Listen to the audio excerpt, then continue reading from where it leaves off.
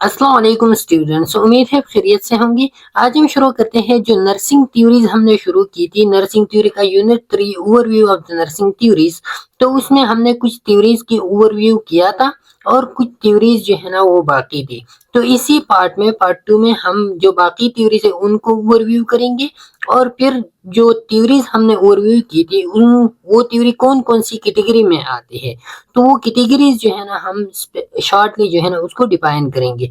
तो यही हमारा जो है ना ऑब्जेक्टिव होगा इसी लेक्चर का। चलती है अपने लेक्चर की तरफ, लेकिन लेक्चर पे जाने से पहले आपसे रिक्वेस्ट है, अगर आप हमारे चैनल पे नए हो तो चैनल को जरूर सब्सक्राइब करें और इसको फ्रेंड्स के साथ जरूर शेयर करवाएं। ओके, अच्छा, तो सबसे पहले जो पहली थ्योरीज हमने पढ़ी थी तो वो तो आपके माइंड में होंगी। अभी जो नेक्स्ट थ्योरीज है तो उसको भी हम शॉर्टली जो है ना डिस्कस करेंगे और इसका जो डिटेल डिस्कशन होगा वो हम यूनिट 4 से हम शुरू करेंगे और वन बाय वन जो है ना हम डिटेल से डिस्कस करेंगे।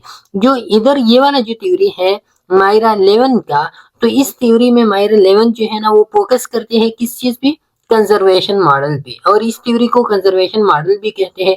ये थ्योरी क्या डिफाइन करते हैं? Focuses on conservation of human energy, structural integrity, personal integrity and social integrity.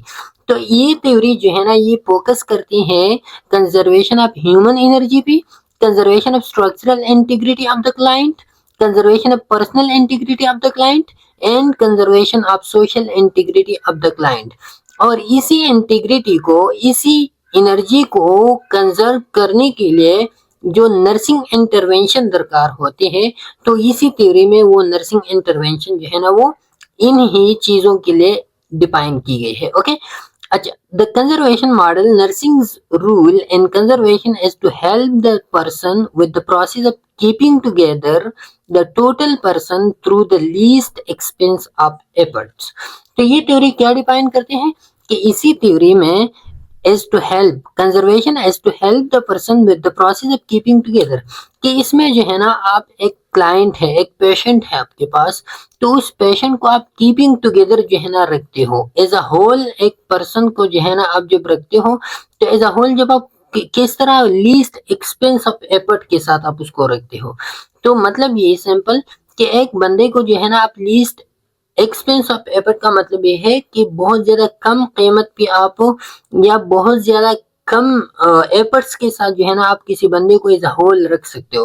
तो एज अ होल जो है ना इसका मतलब ये है कि आप उसकी एनर्जी को भी मेंटेन करोगे, आप उसकी स्ट्रक्चरल इंटीग्रिटी को, स्ट्रक्चरल इंटीग्रिटी मतलब उसका जो फिजियोलॉजिकल स्टेट है, बॉडी का फिजिकल स्टेट है उसको आप मेंटेन रखोगे, उसका जो पर्सनल इंटीग्रिटी है उसको भी आप मेंटेन रखोगे। पर्सनल इंटीग्रिटी का मतलब उसका जो बिलीव्स है, वैल्यूज है, उसका जो सेल्फ एस्टीम है तो वो भी आप उसका मेंटेन रखोगे।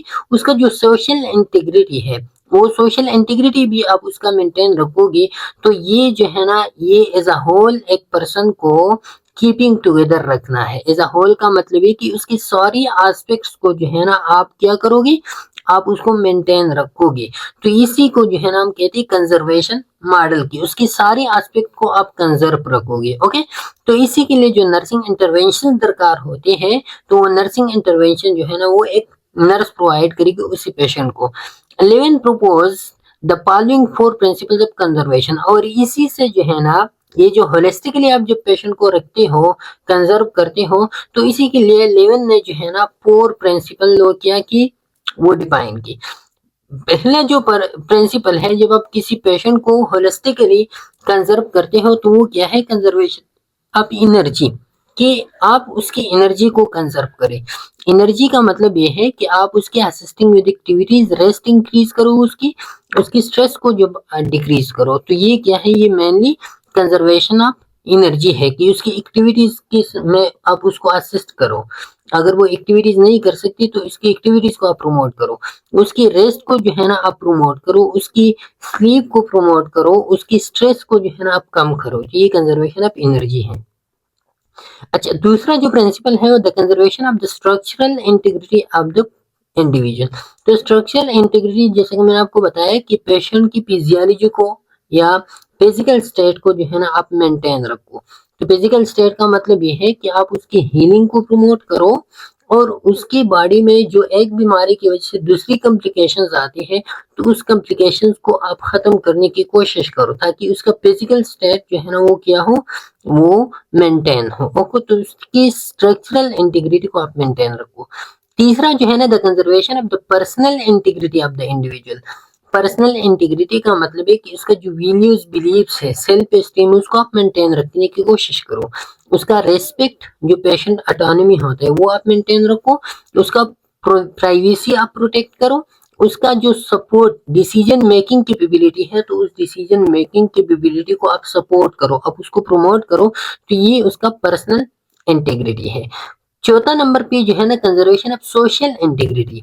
सोशल इंटीग्रिटी का मतलब ये है कि सोसाइटी के साथ उसका कम्युनिकेशन लेवल आप फैसिलिटेट करो। उसका जो पेशेंट रिलेशनशिप है, उस पेशेंट रिलेशनशिप को आप सपोर्ट करो। तो ये क्या है, ये उसकी सोशल इंटीग्रिटी को, उसकी सोशल इज्जत वकार को जो है ना ये मेंटेन रखना है। ओके, तो ये जब चार प्रिंसिपल आप अपनाओगे तो आप एक पेशेंट को, एक क्लाइंट को जो है ना होलिस्टिकली कंजर्व कर सकते हो। उसकी स्टेट्स को, उसके हेल्थ को जो है ना आप होलिस्टिकली क्या कर सकते हो, कंजर्व कर सकते हो। ये कौन कहता है, ये मायरा लेवन कहते हैं और ये उसका थ्योरी है। अच्छा, इसके बाद जो है ना फिर सिस्टर कैलेस्टा रॉय मॉडल है। ओके, तो सिस्टर कैलेस्टा मॉडल जो है ना वो क्या है, इसको हम रॉय एडेप्टेशन मॉडल या RAM और 1976 में ये इन्होंने प्रेजेंट किया था। Roy adaptation model, how individual adopts to changes in their internal and external environment.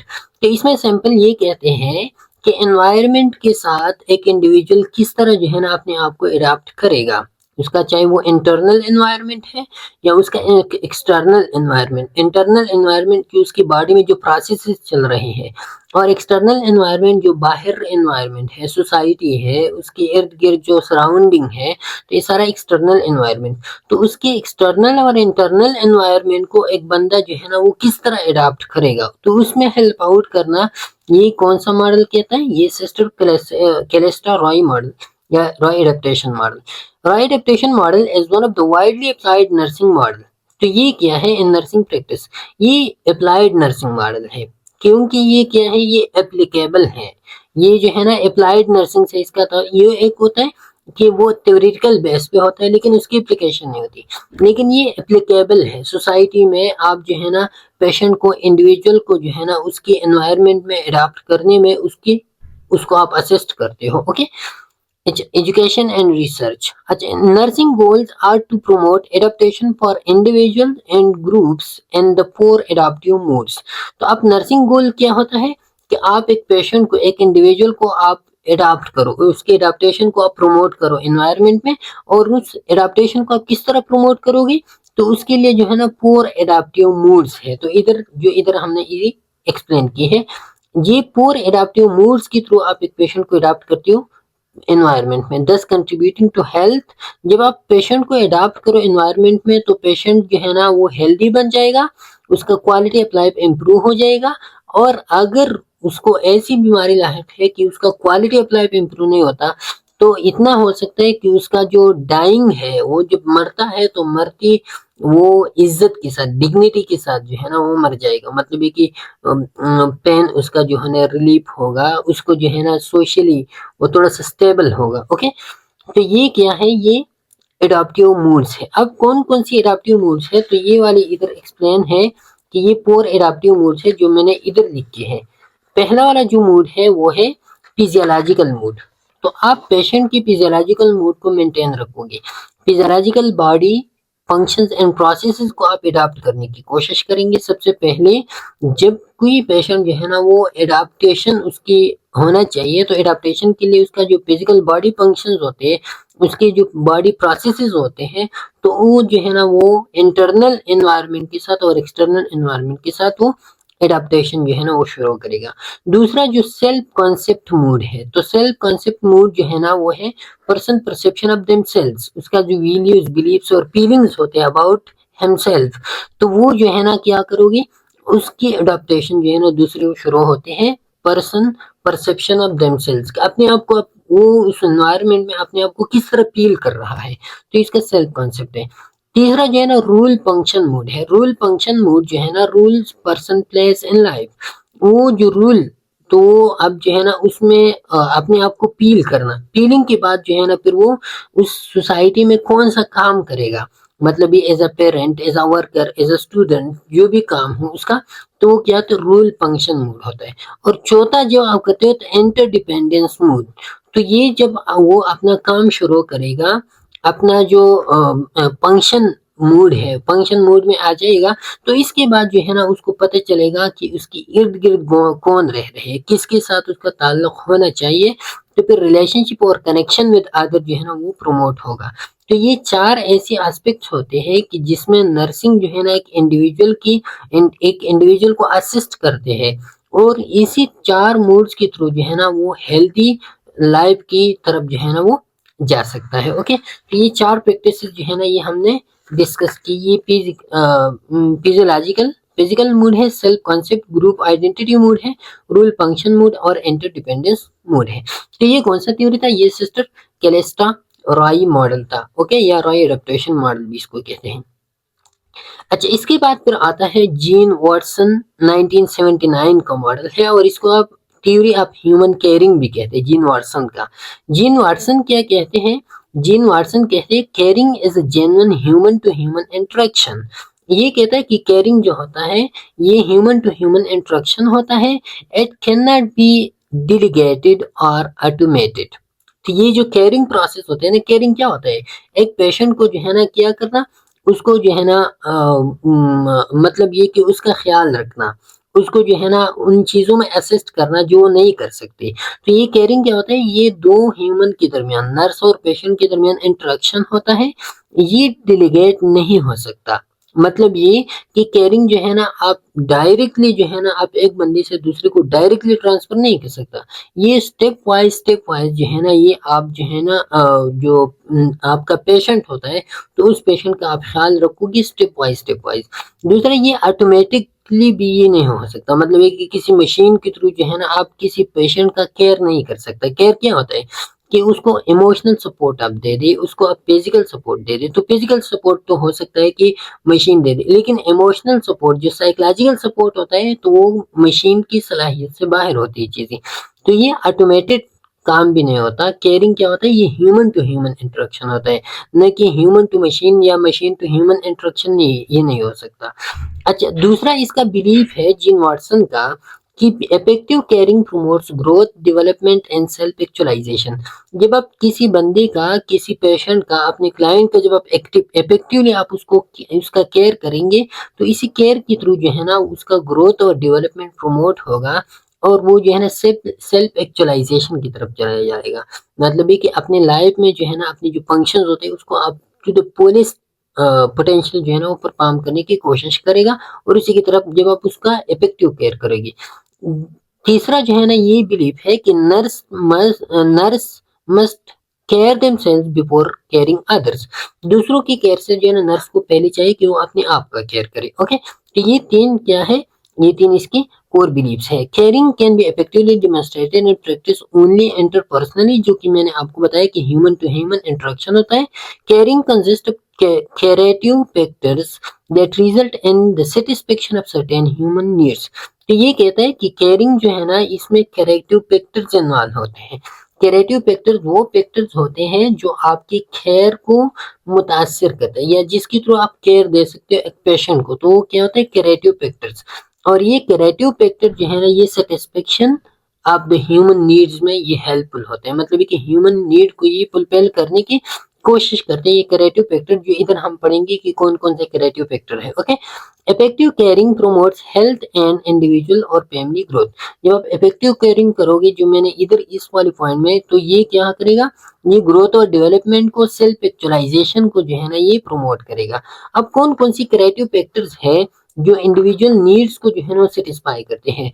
तो इस जीन वाटसन ने 10 क्रिएटिव फैक्टर जो है ना वो क्या की थी, वो डिस्कस की थी। इधर जो है ना उन 10 में से हम थोड़ी सी करेंगे, बाद में जब हम डिटेल से ये थ्योरी डिस्कस करेंगे तो उधर ये 10/10 जो है ना उधर हम डिस्कस करेंगे। पहला जो क्रिएटिव फैक्टर है वो farming a helping trusting relationship. अब पेशेंट के साथ सबसे पहले हेल्पिंग ट्रस्टिंग रिलेशनशिप जो है ना वो बिल्टअप करे। दूसरा, promoting and accepting expression of feeling. आप जो है ना प्रमोट करो, एक्सेप्ट करो एक्सप्रेशन ऑफ फीलिंग्स कि मैं आपके बात को जो है ना वो फ़ील कर रहा हूँ। आपकी जो वो है, आपकी तकलीफ़ है उसको मैं फ़ील कर रहा हूँ।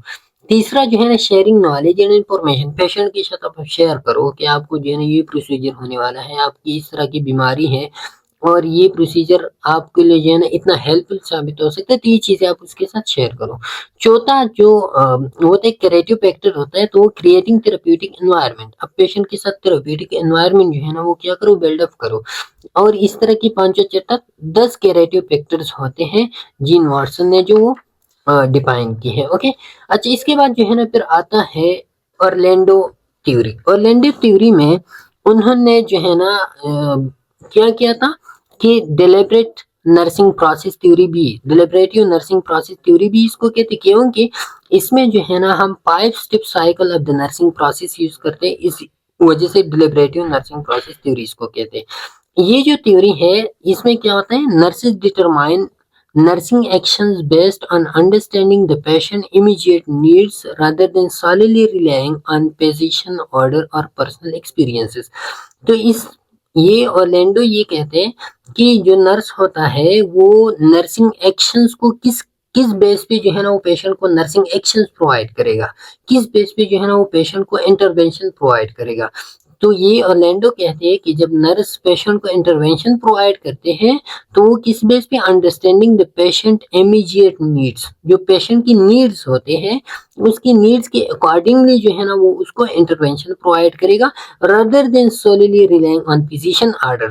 ऐसा नहीं करेगा कि वो उसके इंटरवेंशन प्रोवाइड कर दे तो इंटरवेंशन या तो फिजिशियन ऑर्डर के मुताबिक होगी या जो है ना अपने एक्सपीरियंसेस के मुताबिक। नहीं, पेशेंट को अगर वो इंटरवेंशन प्रोवाइड करते हैं तो वो पेशेंट की नीड्स के बेस पे, कि पेशेंट को जिस चीज की जरूरत है, न कि किसी के ऑर्डर, न कि अपने एक्सपीरियंसेस को यूज करते, वो ओनली एंड सोली जो है ना वो होगा पेशेंट का जो इमीडिएट नीड है उस नीड के बेस पे वो उसको इंटरवेंशन प्रोवाइड करेगा। ये ऑर्लैंडो थ्योरी कहते हैं।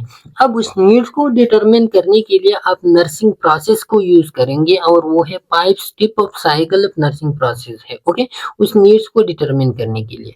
अच्छा, Orlando theory the dynamic nurse patient relationship, इसको हम नर्स पेशेंट रिलेशनशिप भी कहते हैं, लेकिन ये एक डायनामिक प्रोसेस होता है।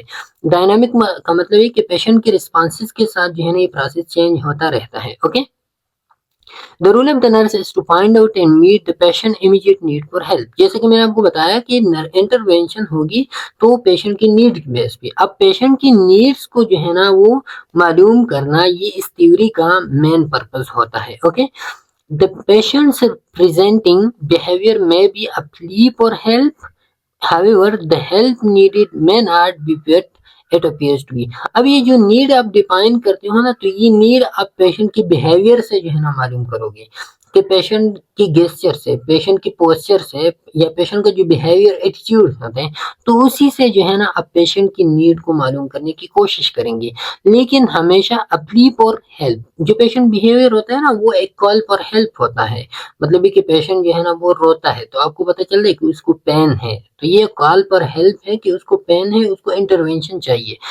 लेकिन हमेशा ऐसा नहीं होता कि अगर पेशेंट की बिहेवियर जो है ना वो उस चीज को डिटरमिन करे जो हम फील कर रहे हैं। मतलब ये कि पेशेंट रोता है और हम समझे कि उसको पेन है, ऐसा भी हो सकता है कि वो एनवायरनमेंट की वजह से उधर खपा हो, या कोई और बैड स्मेल उधर हो, या कोई और मसला हो उसे, और हम उसको जो है ना पेन के इंजेक्शन लगा दें। तो ऐसा भी हो सकता है कि पेशेंट की नीड जो है ना उसकी बिहेवियर के बरक्स में हो सकता है। तो उस नीड्स को मालूम करने के लिए आपने सिर्फ बिहेवियर को नहीं देखना, आपने उसको पूरी डायग्नोज करना होता है। Okay, therefore nurses need to use their perception. तो इसीलिए जो है ना सिर्फ आपने उसके बिहेवियर को नहीं देखना है, आपने सबसे पहले अपनी परसेप्शन को यूज करना है, अपनी ऑब्जर्वेशन को यूज करने हैं, उसको बिहेवियर को जानना है।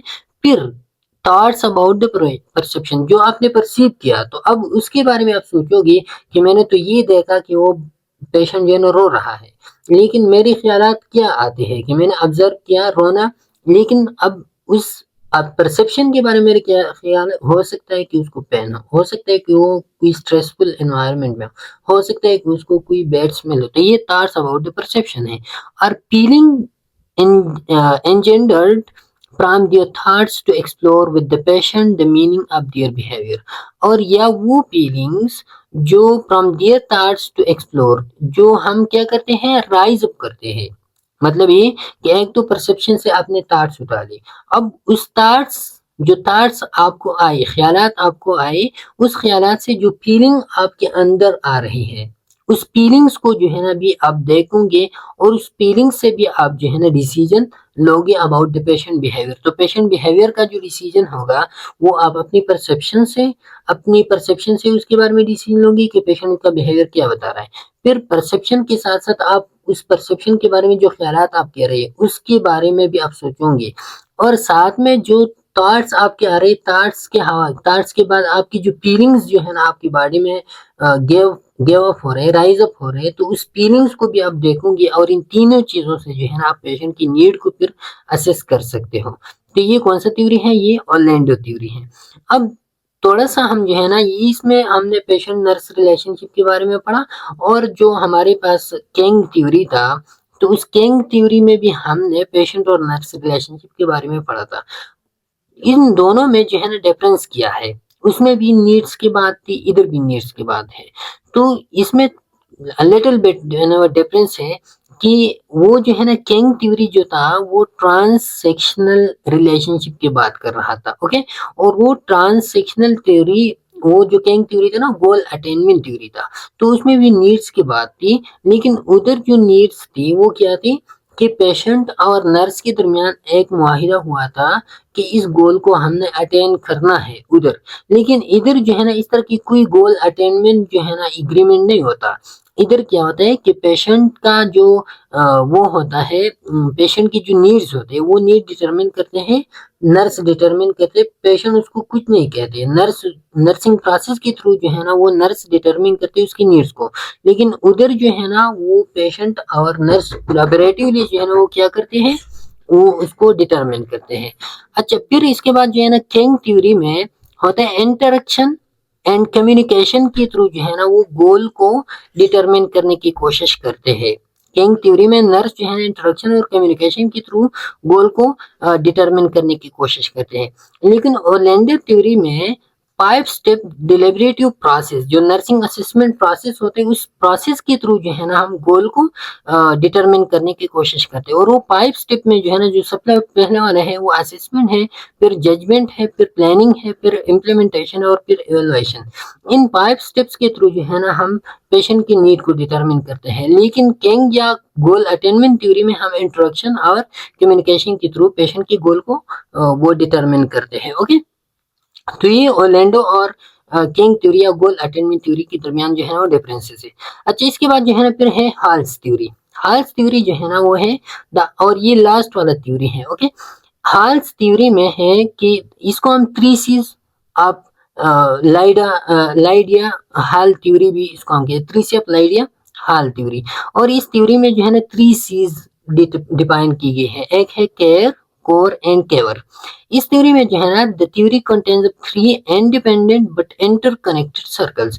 इसमें 3 इंडिपेंडेंट सर्कल्स है, एक है केयर है, ये इंडिपेंडेंट के एस्पेक्ट है।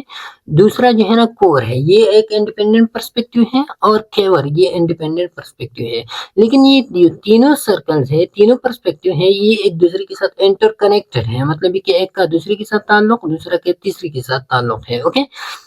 अब इसमें जो पहला वाला पर्सपेक्टिव केयर है, कोर है और केवर है। तो कोर किस चीज को कहते हैं? कोर द पर्सन और patient to home nursing care is directed and needed. तो कोर क्या होता है? सैंपल पेशेंट को हम कहते हैं कोर कहते हैं, या क्लाइंट को हम कहते हैं कोर कहते हैं, जिसको जो है ना किस चीज की नर्सिंग केयर की जरूरत होते हैं, नर्सिंग एक्शंस की जरूरत होते हैं। Individual values, beliefs, goals, experiences, इसमें हम जो क्लाइंट होता है, जो इंडिविजुअल जो पेशेंट होता है, उस पेशेंट की वैल्यू को हम देखते हैं, बिलीव्स को हम देखते हैं, गोल्स को और उसकी एक्सपीरियंसेस को हम देखते हैं कोर में, ओके। अच्छा, दूसरा होता है केयर होता है। केयर ये नर्सिंग डोमेन है, ये पेशेंट डोमेन था कोर, और ये नर्सिंग डोमेन है। Nursing domain the care is circle addresses the role of nurses and is focused on performing the task of nurturing patient। तो इसमें जो है ना केयर में हम नर्सिंग रूल की बात करते हैं, और इसमें जो है ना हम उस टास्क के बारे में फोकस करते हैं जो पेशेंट को नर्चर करने के लिए, पेशेंट को ट्रीट या इंटरवीन करने के लिए यूज होते हैं, तो वो टास्क हम इसमें फोकस करते हैं। इसमें focus on activities addressing patient needs and comfort. तो इसमें जो है ना हम पेशेंट की नीड्स और कंफर्ट के लिए जो एक्टिविटीज दरकार होते हैं तो वो हम केयर में प्रोवाइड करते हैं। मतलब एक केयर सैंपल नर्सिंग का काम है जो पेशेंट को वो प्रोवाइड करते हैं, तो वो केयर होता है। तीसरा जो डोमेन है वो है केवर है। केवर जो है ना ये मेडिकल इंटरवेंशनल डोमेन होता है।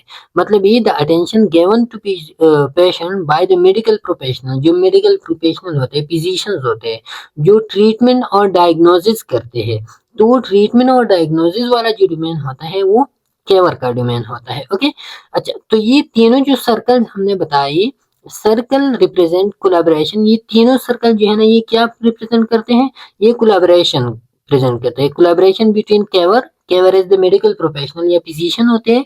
Collaboration between nurses care provide करते हैं। एंड कोलैबोरेशन बिटवीन पेशेंट जो कोर होता है। तो इन तीनों एस्पेक्ट के दरमियान कोलैबोरेशन को जो डिपेंड करता है ये सर्कल प्रोवाइड करता है। ओके, फिर ये वाला जो थ्योरी है हाल थ्योरी, इसका दूसरा काम क्या होता है, nurses act as a bridge between care and cure circle.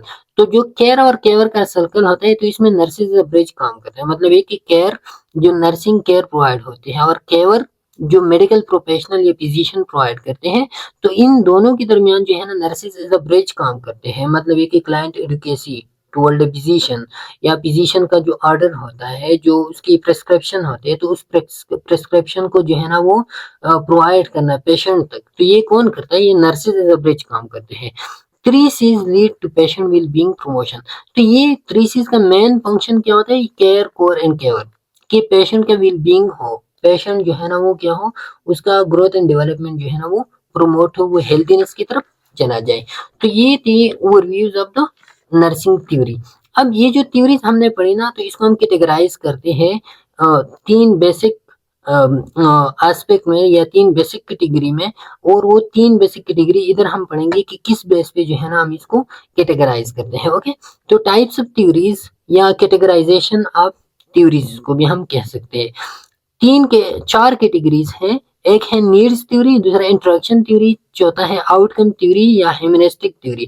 और ये ह्यूमनिस्टिक राउंडली जो है ना ये आता है आउटकम थ्योरी में भी ये आ सकता है। ओके, तो ये है हमारे पास थ्योरीज कैन बी कैटेगराइज। तो मेनली हम चार कैटेगराइजेशन या तीन कैटेगराइजेशन, लेकिन इधर चार कैटेगराइजेशन है। अब इस चार कैटेगराइजेशन में जो पहला वाला कैटेगराइजेशन है वो नीड्स थ्योरी है। नीड्स थ्योरी क्या है, these theories are based around helping individual to fulfil their physical and mental needs. तो नीड थ्योरी में सिंपल जो है ना हम फोकस करते हैं पेशेंट की फिजिकल और मेंटल नीड्स भी, और इसी में जो है ना क्या करते हैं हम, पेशेंट की जो फिजिकल और मेंटल नीड है तो उसको फुलफिल करने की कोशिश करते हैं। Needs theories have been criticised for relying too much on the medical model of health and placing the patient in an overtly dependent position. तो ये नीड थ्योरी जो है ना इसमें हम स्पेसिफिकली फिजिकल और मेंटल नीड्स पे फोकस करते हैं। मतलब ये कि हम पेवरली जो है ना इसमें मेडिकल मॉडल पे फोकस करते हैं, उसके ट्रीटमेंट डायग्नोसिस पे हेल्प फोकस करते हैं, उसकी फिजियोलॉजिकल स्टेट को बेहतर बनाने के लिए। और फिजिकल स्टेट या फिजियोलॉजिकल स्टेट वो बेहतर होते हैं मेडिकल मॉडल के थ्रू। तो ये क्या कहते हैं, इसमें हम टोटली डिपेंडेंट होते हैं मेडिकल मॉडल पे। तो ये टोटल डिपेंडेंसी जो है ना ये कई क्रिटिसिज्म है, क्योंकि इसके साथ साथ जो और एस्पेक्ट्स होते हैं, जो पेशेंट का जो स्पिरिचुअल एस्पेक्ट होता है या जो मेंटल एस्पेक्ट साइकोलॉजिकल एस्पेक्ट होता है, तो वो भी हमने कंसिडर करना होता है, लेकिन वो नीड्स थ्योरी में वो कंसिडर नहीं होती। अब नीड्स थ्योरी कौन कौन सी थ्योरीज है, तो ये वाली जो है ना हम इधर आपको डिस्कस करेंगे कि कौन कौन सी थ्योरी वो नीड्स थ्योरी है। अच्छा, फिर इसके बाद दूसरा वाला है वो है इंटरेक्शन थ्योरीज। इंटरेक्शन थ्योरी जो इंटरपर्सनल रिलेशनशिप पे जो है ना वो बेस करते हैं। This theories revolve around the relationship nurses form with the patient. Nurses patient के दरमियान जो रिलेशनशिप होता है उस पे बेस करते हैं। Such theories have been criticized for largely ignoring the medical model of the health and not attending the basic physical needs. तो ये थ्योरी क्यों क्रिटिसाइज होती है, क्योंकि इसमें हम सोलली फोकस करते हैं इंटरपर्सनल रिलेशनशिप को, और इसमें जो मेडिकल मॉडल होता है, जो ट्रीटमेंट डायग्नोसिस होते हैं, तो वो हम इग्नोर करते हैं। ओके, मतलब ये कि फिजिकल नीड्स को जो है ना हम इसमें क्या करते हैं, इग्नोर करते हैं, और इसमें हम साइकोलॉजिकल या स्पिरिचुअल नीड्स पे ज्यादा फोकस करते हैं या सोशल नीड पे ज्यादा फोकस करते हैं। अच्छा, जो चौथा वाला है वो है आउटकम्स थ्योरी। आउटकम तीसरा वाले में आउटकम थ्योरी में कौन सी थ्योरीज होती है? दीज थ्योरीज या these describe nurses portrays the nurses as the changing force. इसमें जो है ना आउटकम थ्योरी में नर्सेस को एज अ चेंजिंग फोर्स, मतलब ये कि ये चेंजिंग करता है फ्रॉम इलनेस टुवर्ड हेल्थीनेस की तरफ, जो है ना ये एक चेंजिंग फोर्स होता है। Who enables individual to adopt to और कोप विद इल हेल्दी।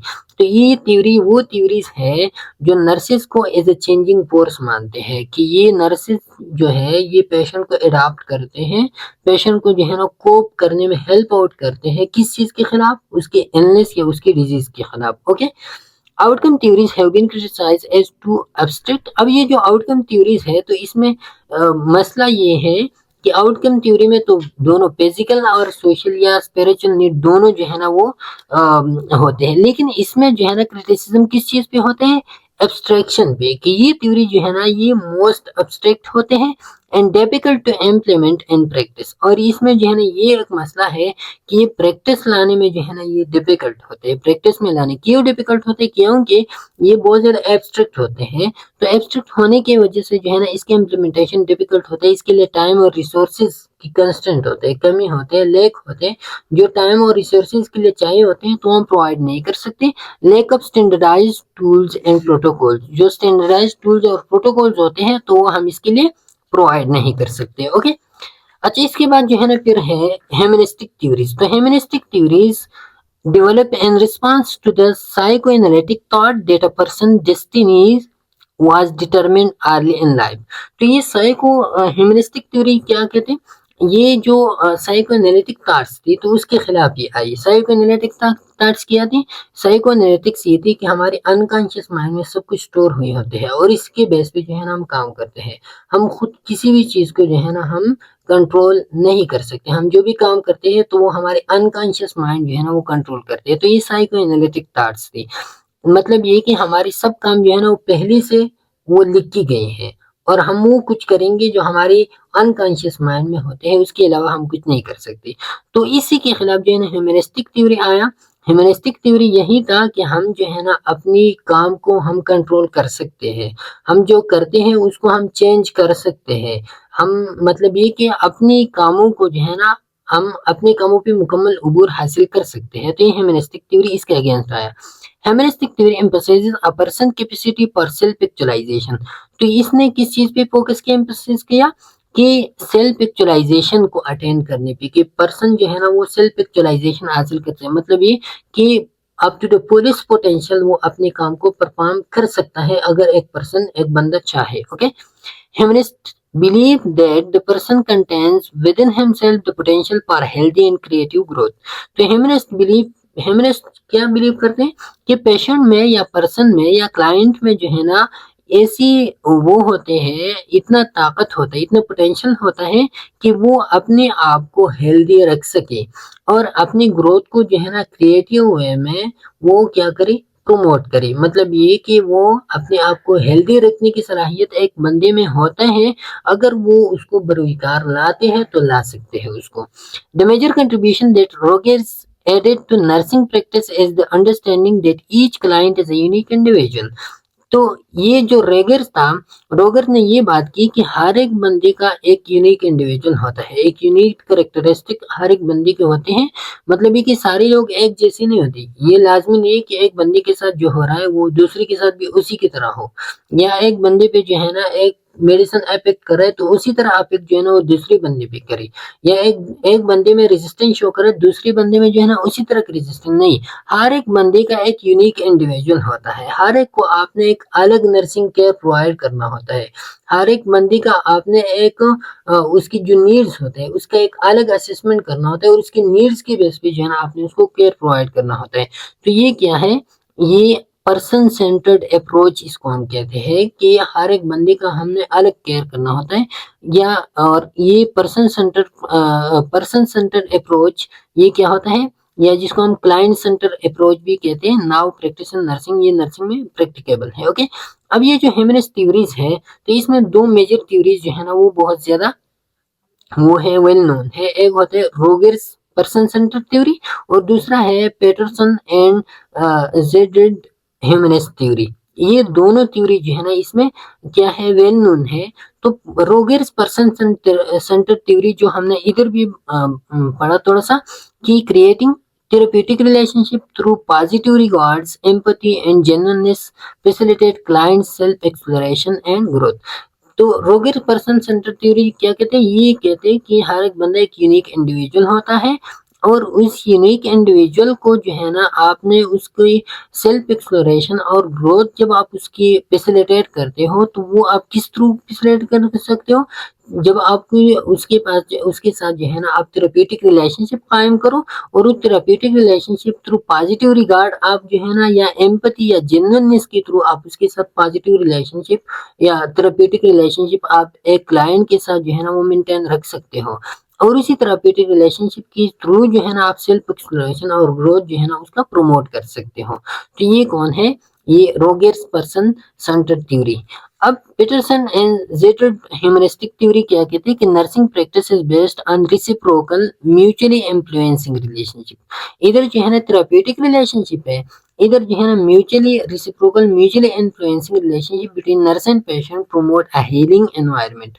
और इसमें जो है ना एक हीलिंग एनवायरनमेंट या एक वो होता है एक creative growth growth and development जो है ना वो प्रमोट होते हैं। तो इन दोनों में जो है ना बहुत ज्यादा फर्क नहीं है, लेकिन सिंपल से जो है ना ये फोकस आउट करते therapeutic relationship with respect to positive regard empathy and genuineness, जिसके थ्रू आप अटेन कर सकते हो।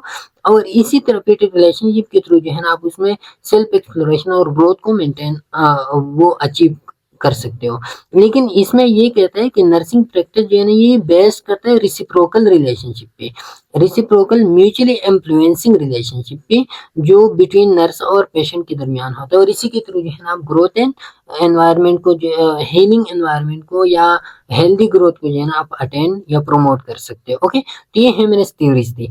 अब जो थ्योरीज है, जो need theory, introduction theory, outcome theory, तो इसमें कौन कौन सी आती है, इस सैंपल इसमें जो है ना नीड थ्योरी में हेंडरसन थ्योरी, वर्जीनिया हेंडरसन ने पढ़ा और ड्रूचे ओरेन थ्योरी भी हमने इसमें पढ़ी। अब इसमें जो है ना जो पे अब्दुल्ला वाला थ्योरी है, तो ये भी एक थ्योरी है और इसमें जो है ना 21 nursing problems identification and intervention, ये है इस बारे में जो है ना इसमें बात है कि 21 नर्सिंग प्रॉब्लम को किस तरह आइडेंटिफाई किया है इन्होंने और फिर इसके इंटरवेंशन। इसका सिंपल मतलब है कि नर्सेज का काम प्रॉब्लम को आइडेंटिफाई करना और उसको सॉल्व आउट करना होता है। ओके, फिर इंट्रोडक्शन थ्योरीज कौन कौन सी है, किंग या गोल अटेनमेंट का जो थ्योरी था, ऑरलैंडो थ्योरी था और पीटरसन एंड जेड्रिड ह्यूमनिस्टिक थ्योरी जो मैंने इधर एक्सप्लेन किया। और फिर जो पेप्लियो वाला था, हेल्डिगर्ड पेप्लियो वाला थ्योरी था, तो वो किस में आते हैं, इंट्रोडक्शन थ्योरिस्ट में आते हैं। आउटकम थ्योरिस्ट में जोहानसन थ्योरी, और जोहानसन थ्योरी क्या है, ये जो है ना इसमें 3 एस्पेक्ट बयान की गई है, एक है केयरिंग, रिफ्लेक्शन और एक्शन। ये कहता है कि नर्सिंग का काम जो है ना वो होता है केयरिंग, मतलब है कि दूसरों का केयर करना, पेशेंट को केयर प्रोवाइड करना। फिर रिफ्लेक्शन, रिफ्लेक्शन जो केयर आप प्रोवाइड करते हो, तो उस केयर के बारे में जो आपके एक्सपीरियंसेस है वो क्या बता रहे हैं, आप क्या रिफ्लेक्ट करते हो उस केयर से। और तीसरा जो है ना एक्शन, आप केयर तो आप आप केयर क्या होता है, इमोशनल सपोर्ट होता है, तो उस इमोशनल सपोर्ट को या फिजिकल सपोर्ट को या साइकोलॉजिकल सपोर्ट जो होता है वो केयरिंग आपका होता है, तो उसको एक्शन में लाना। तो ये तीनों एस्पेक्ट जो है ना जोहानसन थ्योरी का है। फिर जो है ना मेरी लिवियन का जो थ्योरी था कंजर्वेशन मॉडल का, वो भी हमने पढ़ी। रोगर्स पर्सन सेंटर्ड थ्योरी भी हमने पढ़ा और राय एडोप्टेशन मॉडल ये भी हमने पढ़ा। ये आउटकम थ्योरिस्ट में आते हैं। ओके, अच्छा, फिर commonly use non nursing model, कौन सी नॉन नर्सिंग मॉडल जो है ना वो नर्सिंग में यूज होते हैं, तो system model, basic human needs model, health and wellness model, stress and adaptation और developmental theories model. System theory model क्या होता है, system theory offer specific set of concept and models to explain how system function। तो system theory क्या होता है, system theory एक specific set of concept और मॉडल जो है ना वो क्या करते हैं, वो प्रोवाइड करते हैं और इसी के बेस पे जो है ना वो एक सिस्टम के फंक्शन को जो है ना वो क्या करते हैं, एक्सप्लेन करते हैं। सिस्टम थ्योरी का सिंपल मतलब ये होता है कि एक सिस्टम के फंक्शन को जो है ना आप किस तरह एक्सप्लेन करते हो, कौन सी कॉन्सेप्ट और मॉडल को जो है ना आप उसके एक्सप्लेनेशन के लिए यूज करते हो। तो सिस्टम थ्योरी में be considered as a specialisation of systems thinking and generalisation of system science. System thinking का स्पेशलाइजेशन और सिस्टम साइंस के जनरलाइजेशन से जो है ना सिस्टम थ्योरी आते हैं। अब सिस्टम थिंकिंग क्या है, सिस्टम साइंसेस क्या है? Okay, system thinking whole is greater than its parts adding. System thinking ये होता है कि सिस्टम जो है ना ये ग्रेटर होता है। सिस्टम क्या होता है, पार्ट्स की कॉम्बिनेशन से आते हैं। तो ये सिस्टम थिंकिंग ये कहते हैं कि जब आप पार्ट्स को जो है ना कंबाइन करते हो तो उस पार्ट से जो एडिंग आता है उससे उसका जो टोटल सिस्टम, फॉर एग्जांपल ये है बॉल पॉइंट्स है ये तीन, तो ये तीन बॉल पॉइंट्स क्या है, ये पार्ट्स है। तो सिस्टम ये कहते हैं कि इन तीनों से जो सिस्टम आप बनाते हो तो वो सिस्टम इन पार्ट्स से जो है ना एज अ होल ग्रेटर होगा।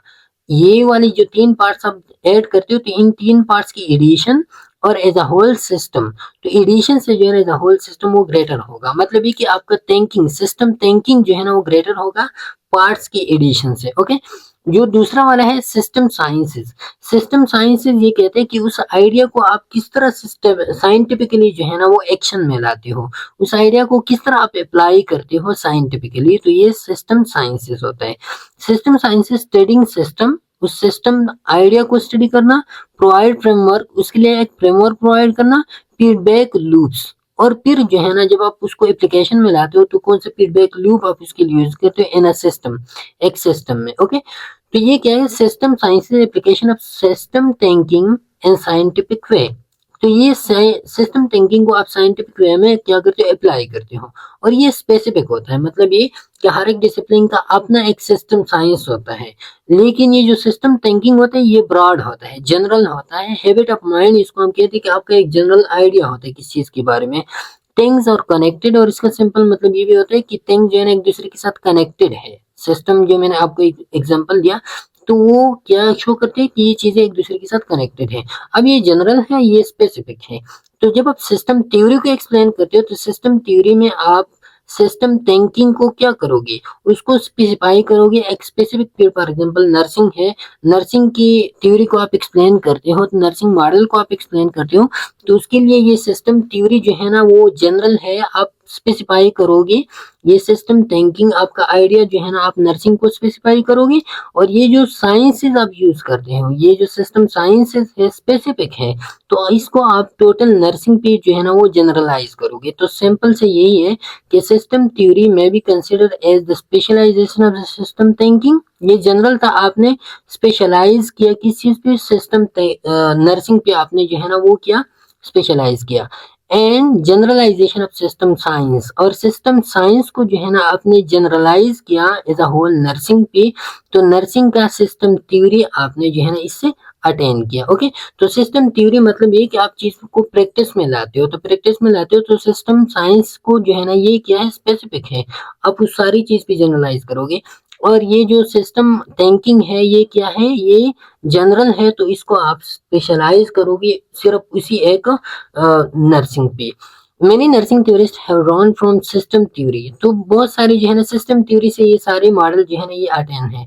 न्यूमैन सिस्टम मॉडल जो हमने डिस्कस किया, Rogers theory of unitary human being, Roy adaptation model, Imogene King theory of goal attainment, Orem self deficit theory, Johnson behaviour system model, ये इससे attain है। Okay, फिर basic human need, तो ये मेजलर hierarchy का जो ह्यूमन नीड्स है पहले से जो है ना फिजियोलॉजिकल, फिर सेफ्टी, बिलोंगिंग, सेल्फ एस्टीम और सेल्फ एक्चुअलाइजेशन, जो आप सबको जो है इसके बारे में पता है। फिर जो और मॉडल है वो है हेल्थ एंड वेलनेस मॉडल। तो हेल्थ एंड वेलनेस मॉडल ये जिसको हम सिंपल वेलनेस मॉडल भी कहते हैं, जिसमें हम होलिस्टिक पर्सन को जो है ना वो डिफाइन करते हैं कि साइकोलॉजिकल, मेंटल हेल्थ, फिजिकल में फिजिकल बॉडी हेल्थ, और स्पिरिचुअल स्पिरिचुअल हेल्थ जिसमें एटीट्यूड, इमोशनल हेल्थ आते हैं, तो ये आते हैं वेलनेस मॉडल में। ओके, इसके बाद जो मॉडल है वो है स्ट्रेस एंड अडेप्टेशन मॉडल। तो स्ट्रेस एंड अडेप्टेशन मॉडल में हम क्या करते हैं, physical and psychological changes your body goes through to stress.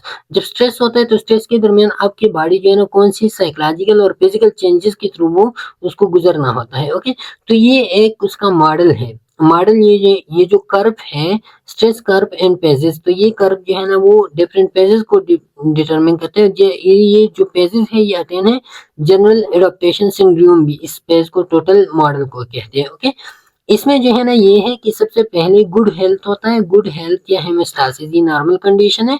लेकिन आपका बॉडी जो है ना जब स्ट्रेस आता है तो अलार्म स्टेज आता है। अलार्म स्टेज में body prepares for on for indicated stress. जो स्ट्रेस आता है, स्ट्रेस आने वाला है तो उसके लिए एक अलार्म स्टेज होता है कि स्ट्रेस आने वाले उसके लिए बॉडी प्रिपेयर किया जाए। फिर जो है ना उस प्रिपरेशन स्टेज जब आ जाए तो उसके लिए जो है ना फिर रेजिस्टेंस शो होता है। तो रेजिस्टेंस स्टेज है मतलब कि एडाप्टेशन। तो इसमें जो है ना उस स्टेज के साथ बॉडी को एडाप्ट करने की कोशिश किया जाता है। अगर बॉडी एडाप्ट हो गया तो ठीक है, दोबारा इस स्टेज में और फिर इस स्टेज में आ जाएगा। लेकिन अगर बॉडी एडाप्ट नहीं हुआ तो फिर वो एग्जॉस्शन स्टेज में या पैनिक जोन में वो चलता है, जिसमें जो है ना स्ट्रेस प्रोलॉन्ग हो जाता है, बॉडी की कोपिंग मैकेनिज्म जो है ना लॉस हो जाते हैं और एट द एंड जो है ना ब्रेक डाउन या बर्न आउट होता है। बॉडी जो है ना वो स्ट्रेस की वजह से खराब हो जाती है। ओके, फिर डेवलपमेंटल थ्योरीज है तो ये तो आपको पता है कि फ्रॉड का जो साइकोसेक्सुअल डेवलपमेंटल थ्योरी था, और ये हमने जो पीडियाट्रिक नर्सिंग है उसमें हमने डिटेल से पढ़ी थी। फिर जो 6 सेमेस्टर में भी हमने ये डिटेल से पढ़ी थी। एरिक्सन साइको सोशल थ्योरी था, और पियाजी का कॉग्निटिव थ्योरी था, और कोलबर्ग का थ्योरी ऑफ मोरल डेवलपमेंट था। तो ये सारी की थ्योरी जो है ना ये क्या कहते हैं, ये डेवलपमेंटल थ्योरी है जो डिफरेंट स्टेजेस ऑफ डेवलपमेंट जो है ना वो इसी से नॉर्मल डेवलपमेंट का पता चलता है। तो ये था आज का हमारा lecture overview of the nursing theories. जो डिटेल्स है हमने डिस्कस किया। इंशाल्लाह फिर नेक्स्ट लेक्चर पे मुलाकात होगी, तब तक के लिए इजाजत दीजिए। अल्लाह हाफिज।